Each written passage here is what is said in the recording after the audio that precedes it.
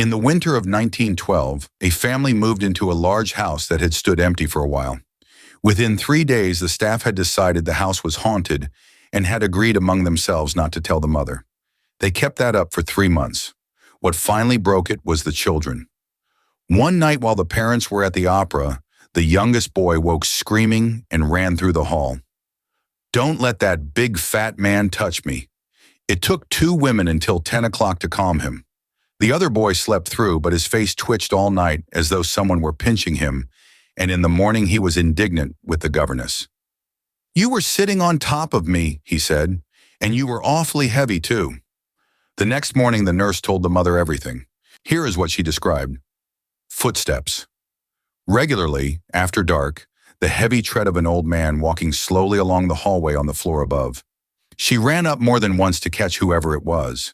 She found the whole upper story dark and empty. Nobody was there. The mother had heard them too, coming down a staircase behind the wall at the head of her bed, except there was no staircase behind that wall. Her husband kept getting up for the doorbell, the telephone, once a fire engine in the street.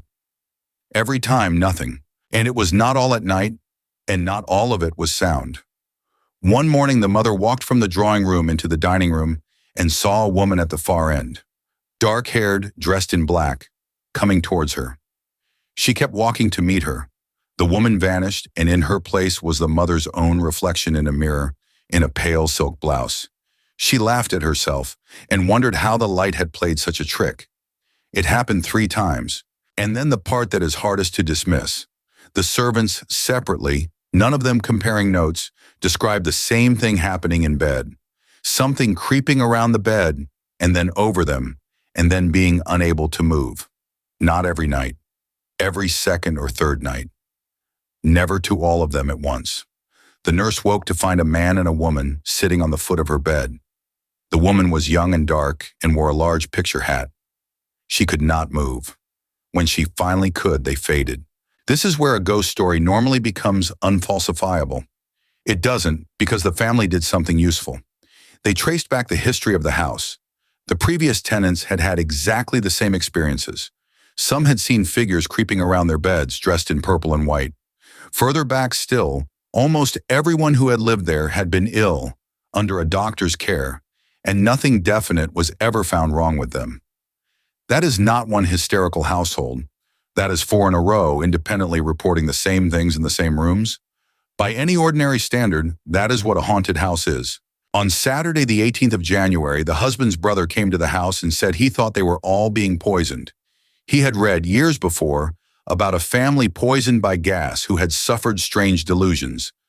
A man came out that afternoon and went through the house from top to bottom. He found the furnace in very bad condition. The combustion was poor, and instead of going up the chimney, the fumes were pouring carbon monoxide into the rooms. He told them not to let the children sleep there another night. If they did, he said, one of them might not wake up. Carbon monoxide takes the place of oxygen in your blood and will not let go. It starves the brain first. Headaches, exhaustion, confusion, and at the right dose over months. Sounds that aren't there, and figures at the end of the bed. The tell had been in front of them all along. The children were always better out of doors. The honest part. This is a case report from 1921, and the ghost story in it is the mother's own written account. The doctor who published it never set foot in the house.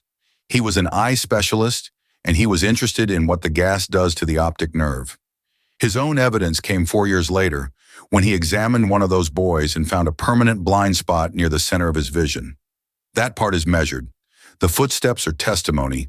The paper is called Effects of Carbon Monoxide Upon the Eye. It is a survey of optic neuritis, and it sits in a medical journal where nobody thinks to look for a ghost story.